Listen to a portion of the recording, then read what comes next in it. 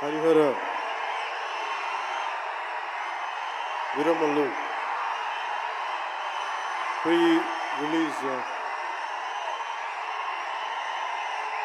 ముందు జరిగే ఫంక్షన్కి ఇక్కడికి విచ్చేసిన మీకు,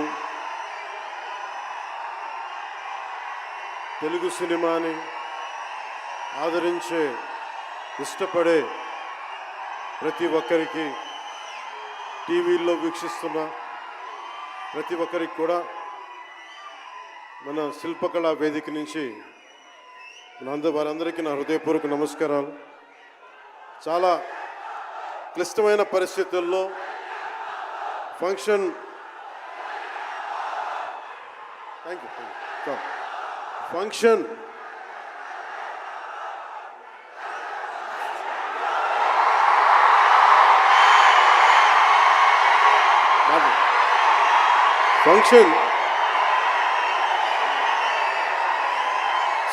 హైదరాబాద్ తెలంగాణలో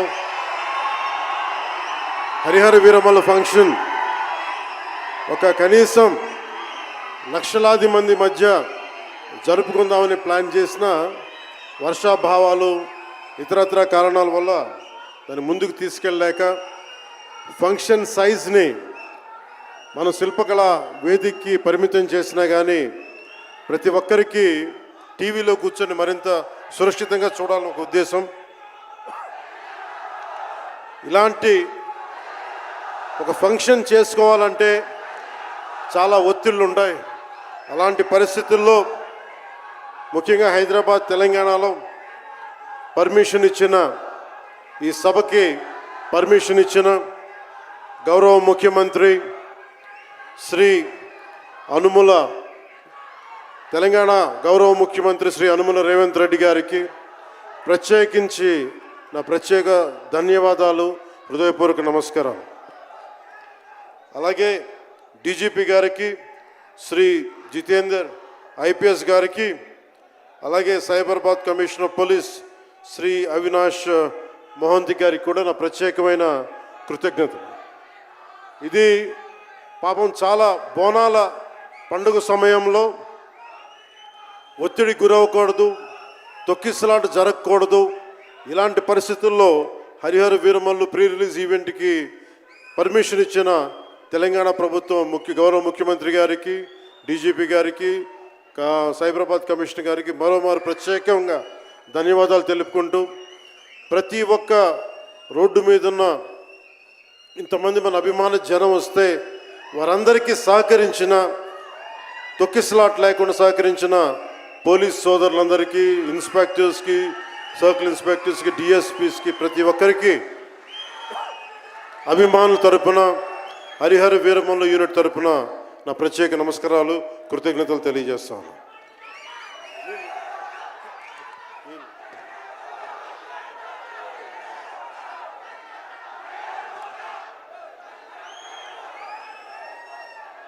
అలాగే తెలంగాణ సినిమాటోగ్రాఫర్ శాఖ మంత్రి శ్రీ కోమటిరెడ్డి వెంకటరెడ్డి గారు రావాల్సి ఉండింది, కానీ ఆయన మనకి సీఎం గారు రివ్యూ మీటింగ్ల వల్ల రాలేకపోయారు. వారికి కూడా నా ప్రత్యేక కృతజ్ఞతలు.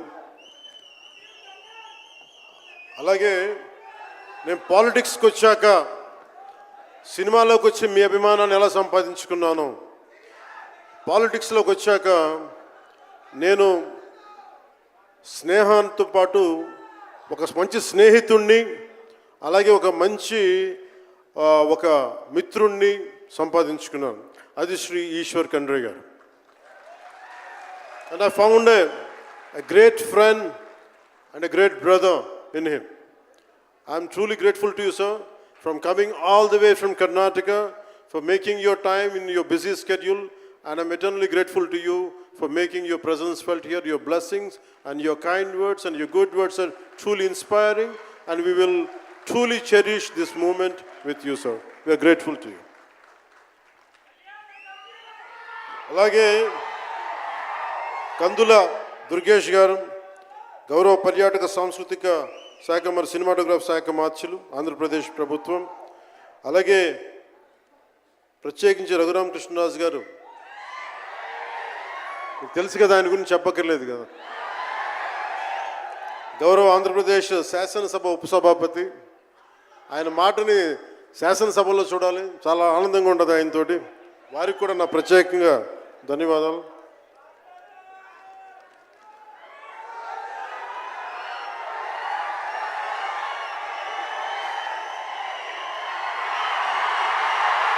సరిగ్గా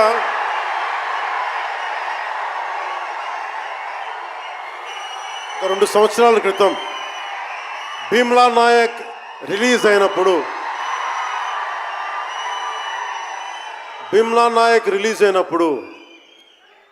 అందరి సినిమాలు 100లో ఉంటే పవన్ కళ్యాణ్ సినిమాలు 10 రూపాయలు 15 రూపాయలతో చేశారు.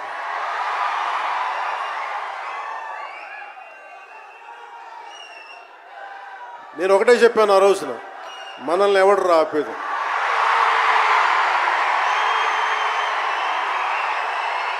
This is not about money. This is not about finance. This is not about records. This is about damn guts. This is about damn courage. This is about damn tenacity. We are here. We will stand by.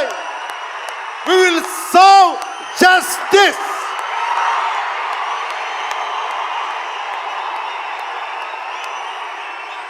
Pawan Kalyan ఎప్పుడు రికార్డుల కోసం ప్రయత్నం చేయాల. Reluctant actor. మా బ్రహ్మానందం గారు చెప్పినట్టుగా నేనేం కోరుకోలే, నేను ఒక యాక్టర్ అవ్వాలని కోరుకోలే, సగటు మనిషిగా బతుకుదామన్న ఒక్క ఆలోచన తప్ప నాలో ఏం లేదు. అలాంటిది నేను పొద్దున ప్రెస్ మీట్లో రత్నం గారి గురించి మాట్లాడాను. ఇప్పుడు మీకోసమే మాట్లాడతాను, నా అభిమానుల కోసం. ఈరోజు నేను ఇక్కడ నిల్చున్నాను, పడి లేచాను, పడుతూనే ఉన్నాను, లేస్తూనే ఉన్నాను. దానికి కారణం ఒకరే, మీరే.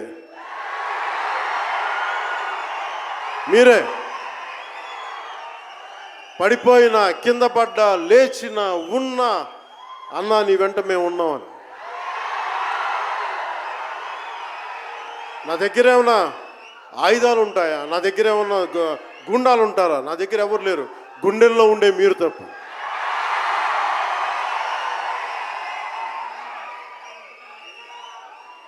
దాదాపు నేను 96లో నా మొదటి సినిమా అక్కడమ్మాయికి అబ్బాయి. ఇది 2025 అంటే ఆల్మోస్ట్ 29 to 30 years. అంటే దాదాపు 29-30 సంవత్సరాలు నేను చిత్ర పరిశ్రమకి వచ్చి. ఎలా ఉంది అంటే నాకే తెలియదు, అలా కాలం ఇట్లా అయిపోయింది.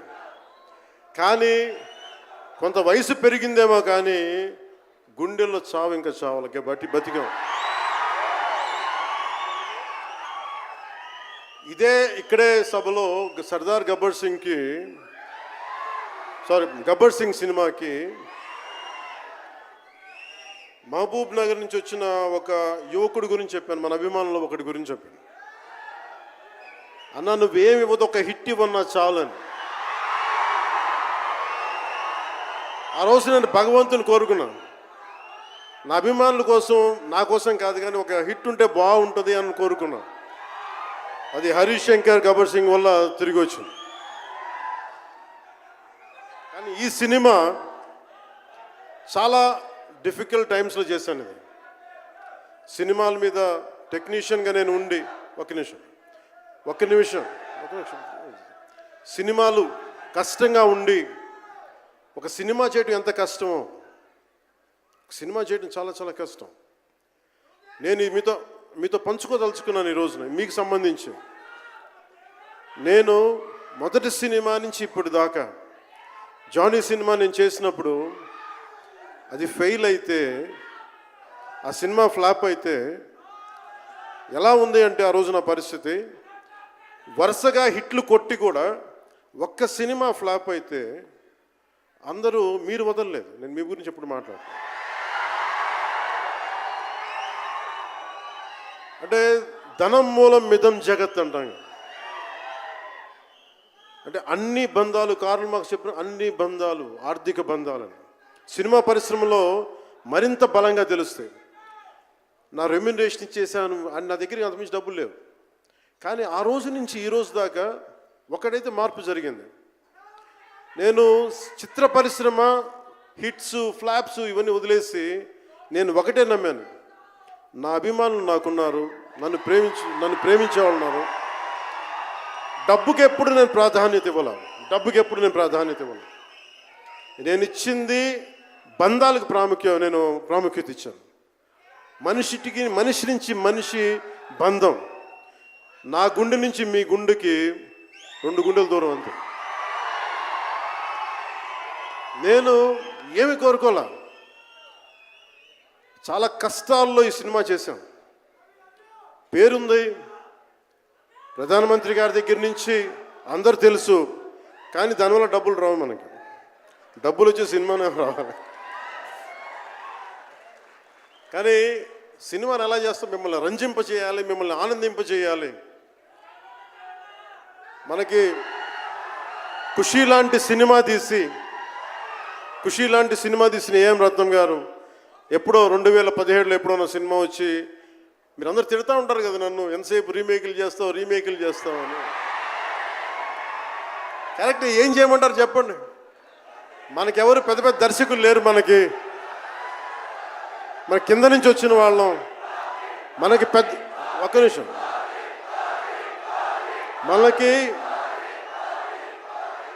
మన సినిమాలని చెప్తున్నా, ఓజీ సంతోషం, ఇది వీరా,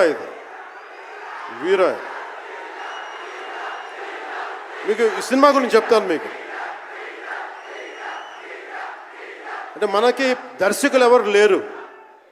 నన్ను అందరూ కూడా ఈ రీమేక్ చేస్తే వీడితో పని అయిపోతే డబ్బులు వస్తాయి, వీడికి రీమేక్ చేస్తే డబ్బులు వస్తాయి.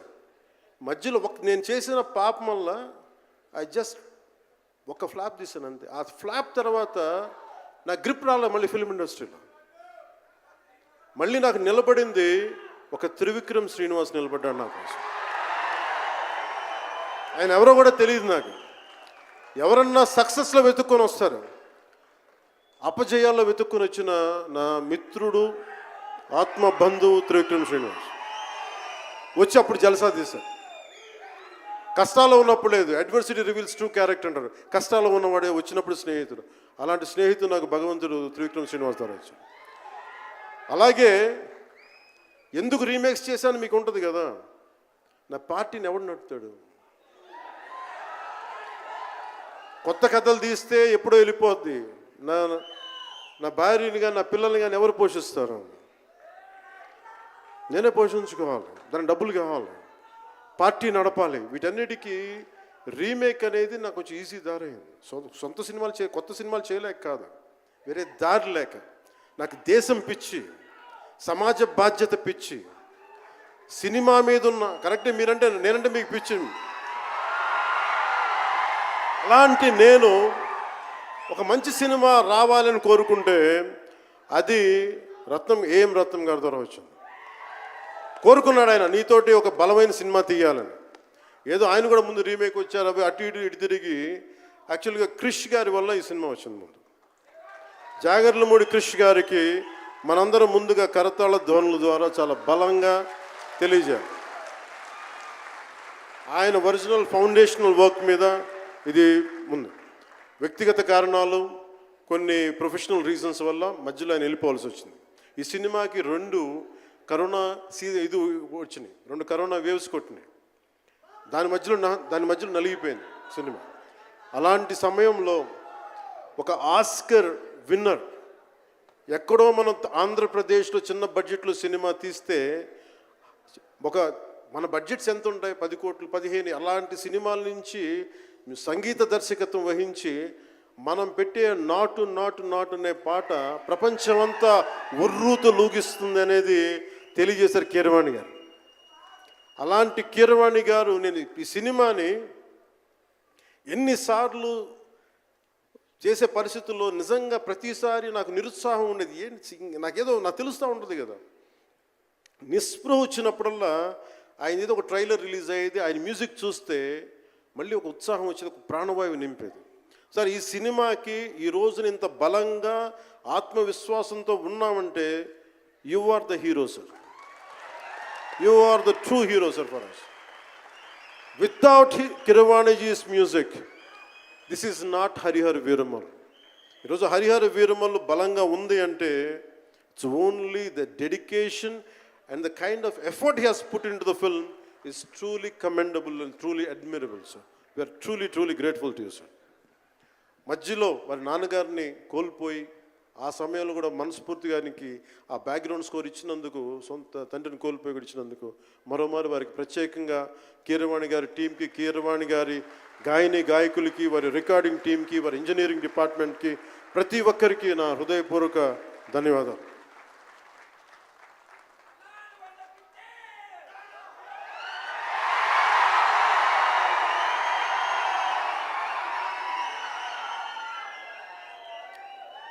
ఈ సినిమాని టెక్నీషియన్స్ గురించి అందరితో మాట్లాడి then will talk about cinema.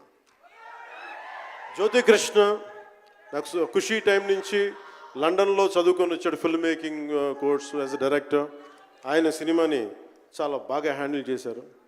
ఎలా ఈ పరిస్థితులు ఎవరు చేయగలరు అనుకుంటా ఆయన స్టెప్ ఇన్ అయ్యి ఒక తండ్రికున్న విజన్కి కొడుకు సారథ్యం వహించి తండ్రి కొడుకుల తాలూకు ఇది ఎఫర్ట్ ఈ సినిమా ఇది.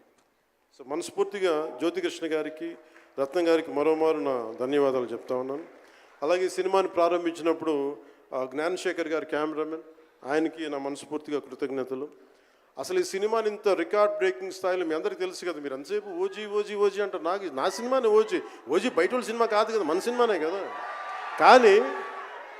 కానీ హరిహర వీరమల్లుకి ప్రాణం పెట్టిన ఇంకొక వ్యక్తి ఉన్నారు, ఆయన మనోజ్ పరమహంస.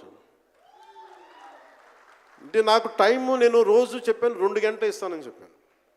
నేను అడ్మినిస్ట్రేటివ్ నా దగ్గర ఉంది, ఈశ్వర్ ఖండ్రే గారిలాగా నేను కూడా ఫారెస్ట్ మినిస్టర్, దాంతోపాటు పంచాయతీ రాజు ఉంది. వీటన్నిటి మధ్యలో నేను ఇవ్వగలిగేది 7 నుంచి 9 2 గంటలు ఇస్తాను, మీకు ఏం చేస్తుంటారో చేసుకోండి. వారానికి 5 రోజులు ఇచ్చేవాడు.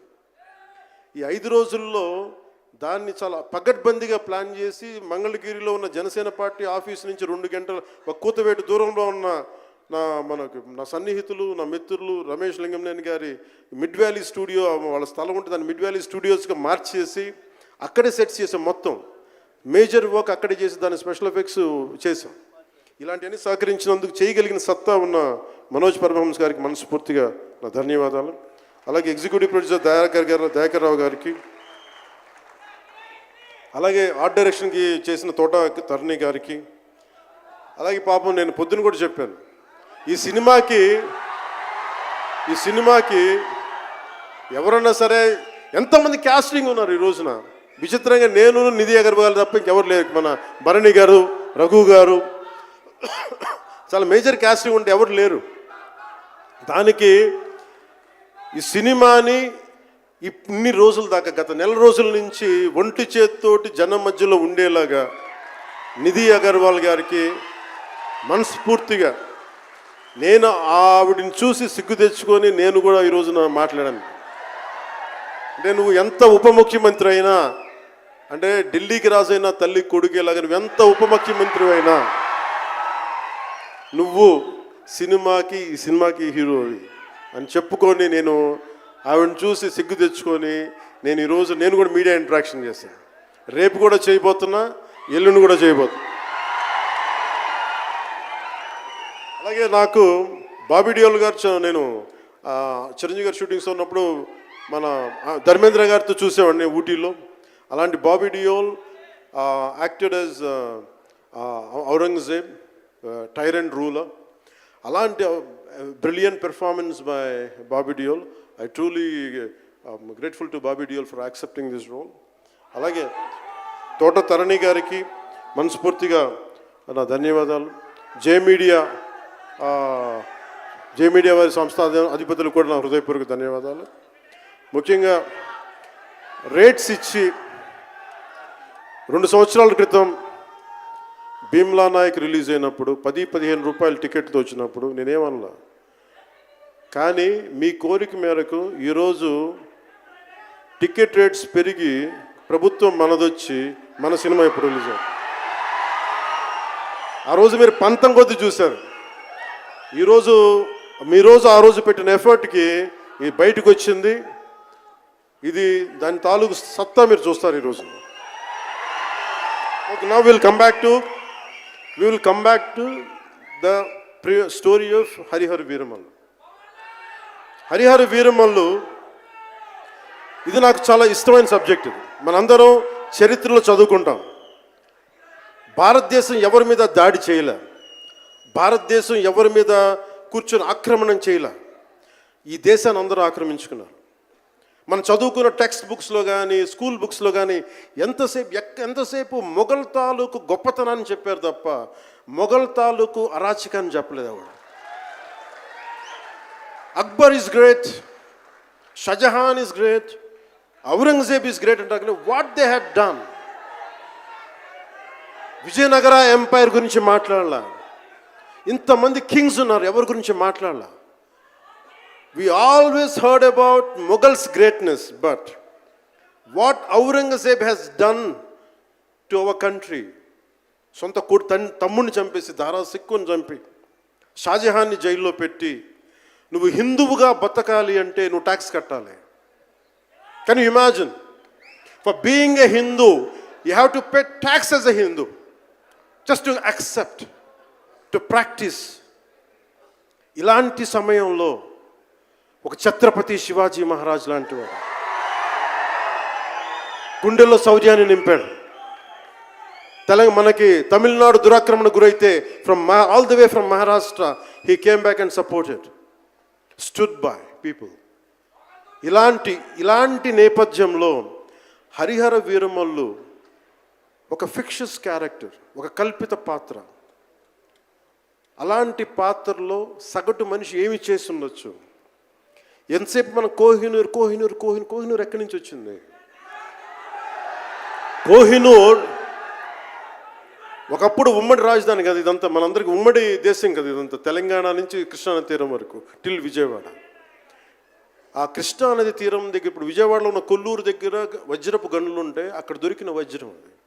ఆ వజ్రం ఎక్కడి దాకా వెళ్ళింది? అది మన నిజాం నవాబ్ దగ్గరికి వచ్చింది. నిజాం నవాబ్ దగ్గర నుంచి ఆ మొఘల్కి వెళ్ళింది. రకరకాల ఫైనల్గా ఈ రోజున కోహినూర్ యూకే లండన్లో ఉంది, లండన్ మ్యూజియంలో ఉంది. సో దాన్ని దృష్టిలో పెట్టుకొని నాకు కృషి గారు కథ చెప్పినప్పుడు ఇంట్రెస్టింగ్ అనిపించింది. Then we did the story, then cinema చేశాం. ఈ సినిమా మేకింగ్ ప్రాసెస్లో చాలా నలిగాం. ఇలాంటివన్నీ నలిగిన తర్వాత ఒకటే ఏంటంటే ఈ సినిమాలో ఇది ఎన్ని రికార్డులు చేస్తా నేను చెప్పలేను, ఎందుకంటే ఎంత కలెక్షన్ చేస్తానో నేను చెప్పలేను. ఎందుకంటే నేను ఎప్పుడు కూడా ఈ రోజుకి చెప్తున్నాను, we did our best efforts better. అంటే మీరు అంటారు కదా, మీకోసం కొంచెం కాలు కూడా కదిలించాను డ్యాన్సుల కోసం. అలాగే నేను చాలా సంవత్సరాలు అయిపోయింది ఎంతసేపు పొలిటికల్ ప్రాసెస్లోకి వెళ్ళిపోయి రియల్ లైఫ్ గుండాలను ఎదుర్కొన్నాను, రియల్ లైఫ్ రౌడీలను ఎదుర్కొన్నాను. కానీ సినిమాటిక్గా చెయ్యాలి అంటే ఎగిరి కొట్టడాలు ఇవన్నీ చేయడానికి నేను మళ్ళీ మార్షల్ ఆర్ట్స్ నేను చిన్నప్పుడు 20s ఉన్నప్పుడు ఎలా చేయాలో మళ్ళీ ఒక 1 month 2 months మళ్ళీ బ్రషప్ చేసి ఒక ఎస్క్రీమా కానీ జీత్ కండో కానీ అలాగే ఇషున్రియు కరాటే కానీ తర్వాత నేను నేర్చుకున్న మ్యాక్సిమం ఊషు కానీ ఎనీ సెల్ఫ్ డిఫెన్స్ టెక్నిక్స్ అన్నీ కూడా క్రోడీకరించి ఒక క్రమబద్ధీకరించి ఈ 18-minute క్లైమాక్స్ పార్ట్ నేను కొరియోగ్రాఫ్ చేశాను. దీన్ని అంటే అది దేనికి అంటే నీ ధర్మానికి నువ్వు ట్యాక్స్ కట్టాలి అంటే అది ఎదురు తిరిగే పరిస్థితి. That is the climax. ఇది ఏంటంటే ఇది ఆ టైంలో సగటు భారతీయుడు నలిగింది, దాన్ని ఈ సినిమా రిఫ్లెక్ట్ చేస్తుంది. మిగతా కథ అంతా ఉంటుంది కానీ అంటే ఇది మీరు ఎందుకంటే ఇది దెర్ ఇస్ నో సీక్రెసీ అన్నట్టు, ఇది సస్పెన్స్ సినిమా కాదు. బట్ వాట్ యూ హ్యావ్, మీరు సినిమా లోపలికి వెళ్ళినప్పుడు మీరు ఏమి చూడబోతున్నారు, ఏమి ఆశించబోతున్నారు అని చెప్పడానికి ఇదంతా చెప్తున్నాను. ఎందుకంటే నాకు సినిమా నాకు అమ్మడం తెలియదు, నా సినిమా ఇన్ని 100 కోట్లు చేస్తున్నా తెలియదు. ఎందుకంటే 10-15 రూపాయలతో కూడా సినిమాలు ఆడినాయి, మనం 10-15 రూపాయలతో కూడా సినిమాలు డబ్బులు చేసినాయి. ఫ్లాపుల్లో పెరిగామంటాను, నేను ఇప్పుడు సక్సెస్లో పెరగలే. సో మీరు కోరుకున్న సక్సెస్ భవిష్యత్తులో రావాలని మీరు ఎలా ఆశిస్తున్నారో నేను కూడా అలాగే ఆశిస్తున్నాను. జరుగుద్దా లేదా అన్నది ఆ పెరుమాళ్ళకి ఎరుక, అది భగవంతుడు చెప్పాలి, మన చేతిలో లేదు. మన చేతిలో ఉన్నదల్లా we had done best, we had given our best. Rest leave it to god. మీకు నచ్చిందా బద్దలు కొట్టేయండి. That's all I can say. మీకు మీరే నా బలం, మీరే నా బలం. నేను కష్టాల్లో ఉన్నా, ఓటమిలో ఉన్నా, ఎక్కడున్నా అన్నా నీకున్నావని చెప్పిన వాళ్ళు మీరు. మనల్ని ఎవడరా ఆపేదంటే, మనల్ని ఎవడన్నా ఆపేదని ముందుకొచ్చింది మీరు. మీకు ప్రతి ఒక్కరికి పేరు పేరున ఈ గుండె ఎవరి కోసం కొట్టుకోదు, మీకోసం కొట్టుకుంటుంది, మీ కష్టాల కోసం కొట్టుకుంటుంది. మళ్ళీ విశాఖపట్నంలో కలుసుకుందాం. టిల్ దెన్, జై భారత్, జై హింద్.